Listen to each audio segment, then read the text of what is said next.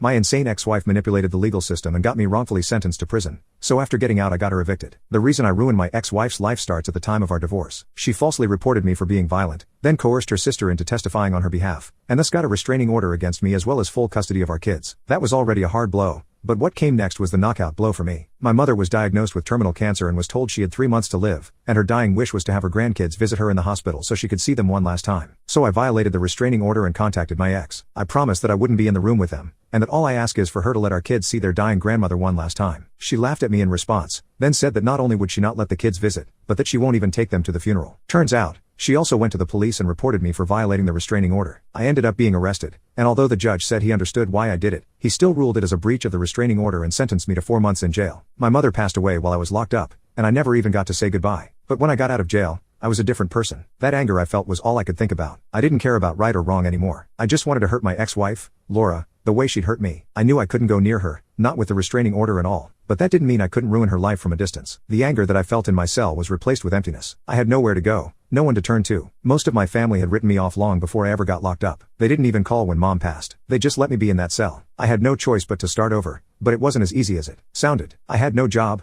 no home, no money, just a criminal record and hatred for the woman who had put me there. Eventually, I found a rundown apartment complex on the edge of town, but it was cheap, and that was all I could afford. I paid the first month's rent with what little cash I had left, and the landlord didn't ask too many questions. The apartment was a dump, but it was a roof over my head. The ceiling leaked and the heating barely worked, but it was something. I spent the first night there on the floor, staring up at the cracked ceiling, wondering how it had come to this. The next day, I went out looking for a job. I needed money if I was going to survive and, more importantly, if I was going to get back at Laura. But finding work with a record wasn't easy. I spent hours going from place to place, asking for applications, and filling out forms only to get turned away as soon as they saw the gap in my employment history. Finally, I found a convenience store that was desperate enough to take me on. It wasn't much, just minimum wage, but it was something and I took it. The work was mind-numbing. I spent my days behind the counter, ringing up smokes and lottery tickets. The nights were worse, with drunks stumbling in at all hours and the occasional junkie trying to boost a six-pack. The whole time, I kept thinking about Laura, about how she was out there somewhere, living her life while I was stuck in this pit. Every cent I earned went towards keeping the crappy apartment and buying just enough food to get by. There was no room for anything else. But every night, after I'd dragged myself back to that dump of an apartment, I'd lie there and think about what I was going to do to her, how I was going to make her pay for what she'd done to me and my mom. When I finally got to a decent place and wasn't struggling as badly with keeping my finances, my plan to destroy Laura started coming into full effect. The first thing I did was find out where she was working. It took some digging,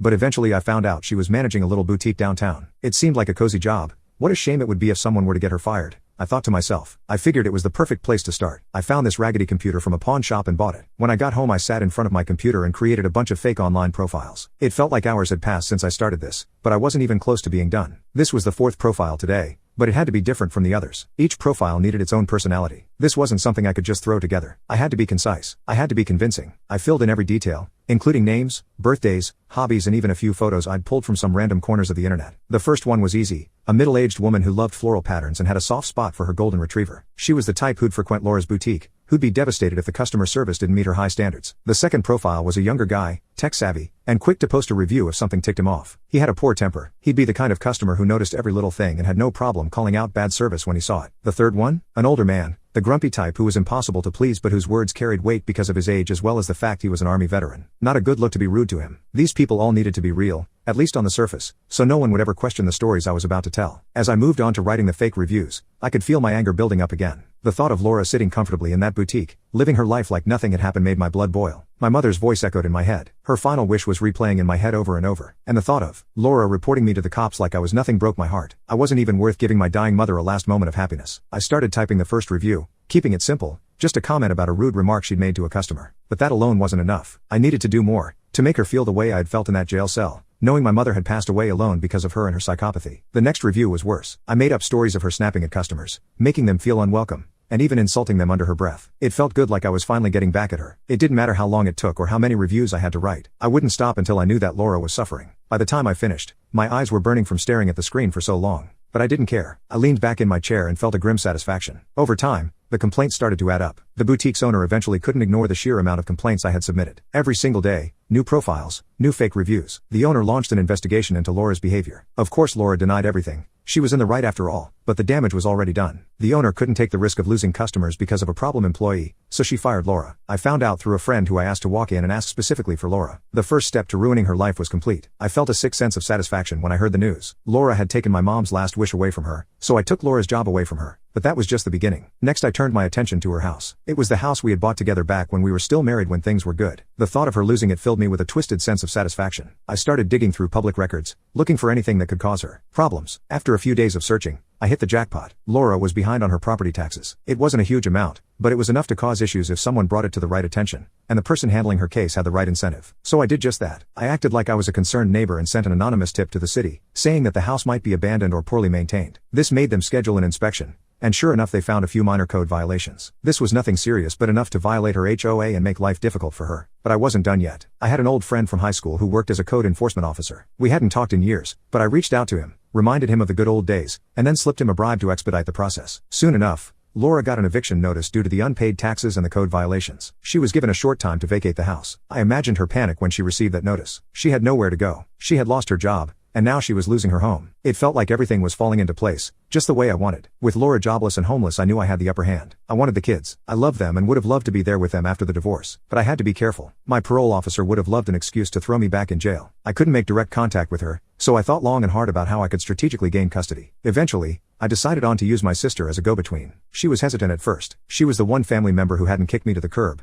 and I'm forever appreciative of that. She's a good person, and she didn't want to get involved in something that could land her in trouble. But I convinced her that I was just trying to do what was best for the kids. With her help, I petitioned for custody. I hired a top-notch lawyer, one who knew how to spin a story in court. We argued that Laura was unfit to care for the kids due to her unstable living situation and lack of income. My lawyer painted me as a reformed man, someone who had made mistakes in the past but had learned from them. He emphasized that I had a stable job and a decent home and was ready to be the father my kids needed. The courtroom was tense, but I knew I had this in the bag. Laura was on the other side, looking all worn out and desperate. She had tried to fight back. She gave every sob story she could to the judge, talking about how she lost her job and got evicted, trying to make me out to be some kind of monster who was out to ruin her life. But I kept my cool. She might have tried to paint me as the bad guy, but I wasn't the one who showed up looking like I couldn't take care of my own kids. I had a job and a place to live, and I'd spent the last few months getting my act together. Laura was practically begging the judge to believe her, but I could see it in his eyes. He wasn't buying it. The judge didn't care about her excuses or her claiming that I was behind everything that had gone wrong in her life. What mattered to him was the facts. I had a stable income and a decent home, and she was homeless and jobless. He granted me full custody of the kids. Laura nearly crumbled right there. I felt a sick satisfaction watching her break like that. And now, with the kids living under my roof, she's left with nothing but the memories of how good things used to be. I'll admit part of me felt a little empty after it was all done. I thought winning would fill that void somehow, but watching her lose everything still felt damn good. The first few weeks with the kids were strange. I thought that getting them back would make everything better, but instead, it made things worse. Emily and Jacob were distant. They didn't trust me. They missed their mom,